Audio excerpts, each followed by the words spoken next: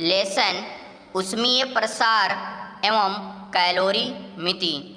पहला टॉपिक हमने लिया है वो है ऊष्मीय प्रसार यानी थर्मल एक्सपेंशन।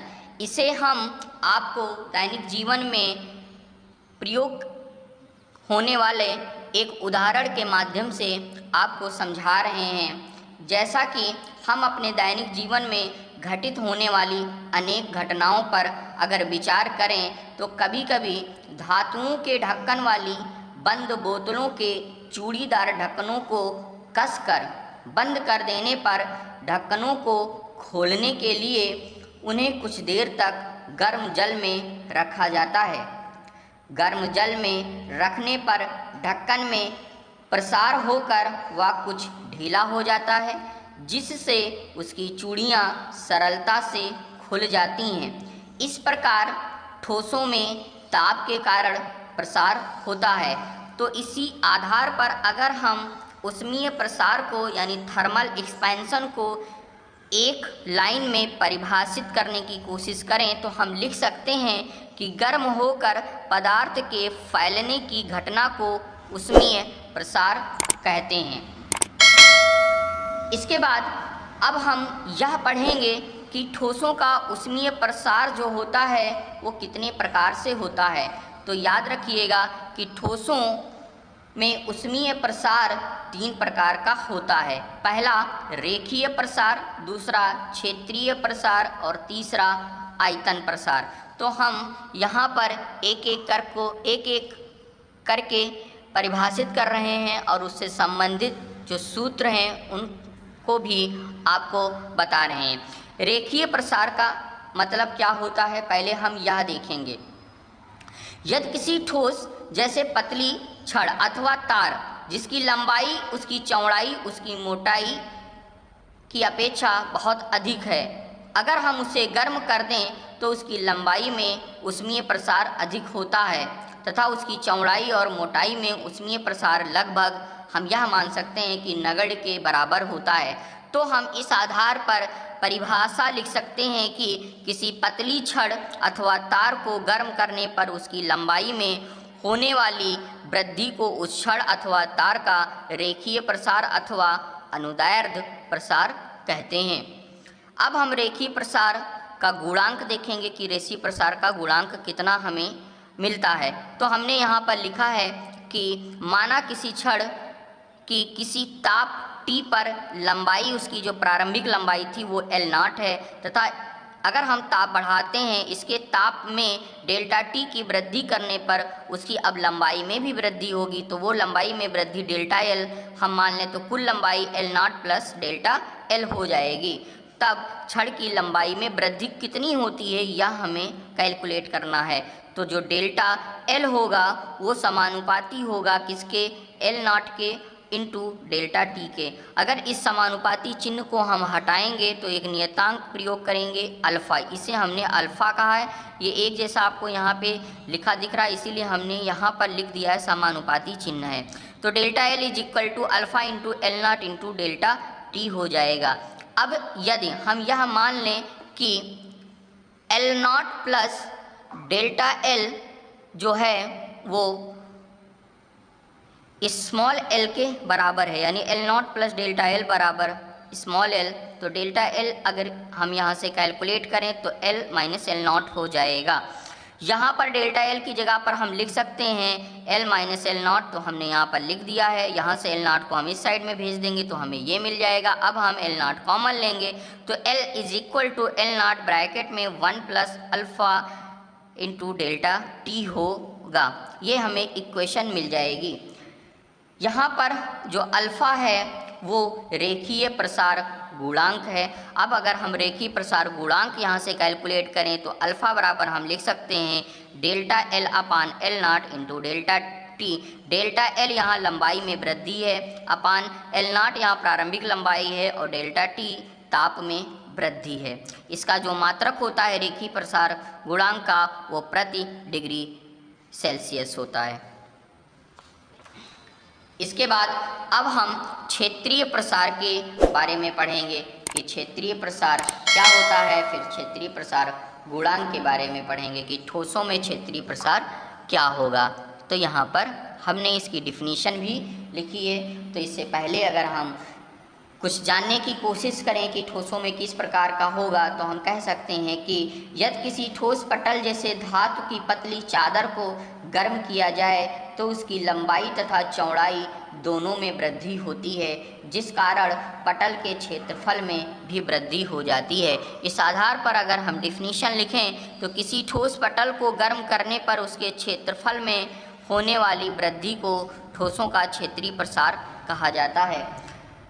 क्षेत्रीय प्रसार गुणांक अब हम कैलकुलेट करेंगे तो माना पटल का प्रारंभिक क्षेत्रफल A0 है तथा इसके ताप में डेल्टा T की वृद्धि करने पर इसका क्षेत्रफल जो है वो A0 प्लस डेल्टा A हो जाता है। तब पटल के क्षेत्रफल में वृद्धि जो होगी वो यहाँ पर लिखी गई है। डेल्टा A समानुपाती A0 इंटू डेल्टा T हो जाएगा। समानुपाती चिन्ह हटाएंगे तो एक नियतांक का प्रयोग करेंगे, वो बीटा यहाँ पर है, तो delta A is equal to beta into delta beta into A0 into delta T। ये हमारी इक्वेशन नंबर 1 हो जाएगी। अब यदि हम यहाँ पर यह देखें कि उसकी लंबाई में ताप बढ़ाने पर उसके क्षेत्रफल में जो वृद्धि होने पर उसका कुल क्षेत्रफल जो मिलता है वो कितना होगा, तो A0 प्लस डेल्टा A बराबर A हो जाएगा।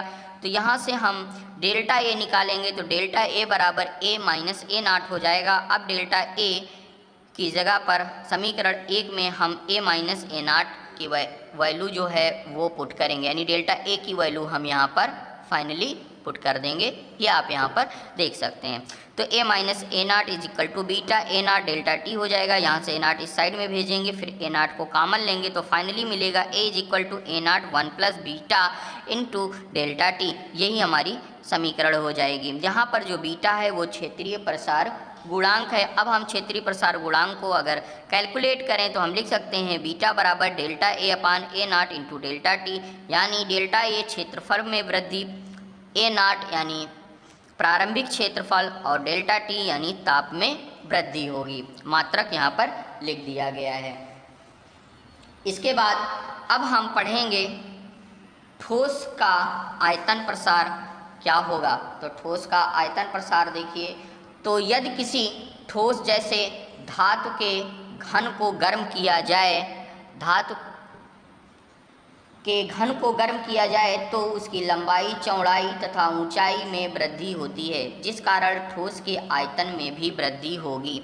इसी आधार पर अगर हम डिफिनीशन की बात करें तो यहाँ पर हमने लिखा है किसी ठोस को गर्म करने पर उसके आयतन में होने वाली वृद्धि को ठोसों का आयतन प्रसार कहते हैं। अब इसका हम आयतन प्रसार गुणांक कैलकुलेट करेंगे कि कितना फैक्टर वो होगा, कितना गुणांक होगा। तो माना हमने कि जब उस ताप नहीं बढ़ाया गया था तो प्रारंभिक आयतन V0 था तथा ताप डेल्टा T इंक्रीज करने पर उसके आयतन यानी वॉल्यूम में जो इंक्रीमेंट होता है, वृद्धि होती है, वो V0 प्लस डेल्टा V की हो जाती है। तब हम पिंड के आयतन यानी वॉल्यूम में जो इंक्रीमेंट हो रहा है, वृद्धि हो रही, वो कितनी होगी ये कैलकुलेट करते हैं। तो डेल्टा V समानुपाती V0 इंटू डेल्टा T हो जाएगा। समानुपाती चिन्ह हटाएंगे, एक नियतांक प्रयोग करेंगे जिससे हमने यहाँ पे गामा कहा है।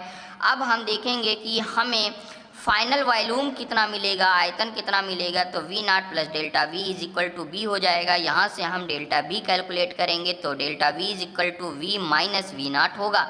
ये डेल्टा V की वैल्यू समीकरण 1 में रख दी जाएगी तो हमें मिलेगा V minus V0 is equal to gamma delta T into V0 को इस साइड में लेके आएंगे, फिर V0 को हम कॉमन लेंगे तो V is equal to V0 bracket में 1 plus gamma into delta T हो जाएगा। यहाँ पर जो गामा है वो आयतन प्रसार गुणांक है और गामा बराबर हम यहाँ से लिख सकते हैं डेल्टा V अपान V0 इंटू डेल्टा T, यानी आयतन में वृद्धि अपान प्रारंभिक आयतन इंटू ताप में वृद्धि हो जाएगी। इसके बाद एक टॉपिक दिया गया है पेज नंबर 95 में, फिजिक्स सेकंड की बुक में पेज नंबर 95 पे दिया गया है ठोसों के ऊष्मीय प्रसार गुणांकों में संबंध, यानी अल्फा, बीटा और गामा में संबंध क्या होगा। तो हम बता दे रहे हैं, इसको आप अपनी बुक से पढ़ भी लीजिएगा। जो अल्फा और बीटा में संबंध होता है, यानी क्षेत्रीय प्रसार गुणांक और रेखीय प्रसार गुणांक में जो संबंध होता है बीटा बराबर 2 अल्फा का होता है, और रेखीय प्रसार गुणांक तथा आयतन प्रसार गुणांक में यानी अल्फा और गामा की बात करें तो गामा बराबर 3 अल्फा होता है। तो अगर हम अल्फा अनुपात बीटा अनुपात गामा की बात करें तो 1:2:3 हमें प्राप्त होता है। तो ये 95 पेज नंबर पर दिया गया है, इसे आप वहाँ से एक बार समझ लीजिएगा। इसके बाद अब हम पढ़ेंगे गैसों का ऊष्मीय प्रसार, यानी गैसों में ऊष्मीय प्रसार जो है वो किस प्रकार होगा। तो ये देखिए, जैसा कि ठोसों की भांति द्रव भी गर्म गैसों का जो ऊष्मीय प्रसार दिया गया है, इससे पहले हम पढ़ेंगे द्रवों का ऊष्मीय प्रसार।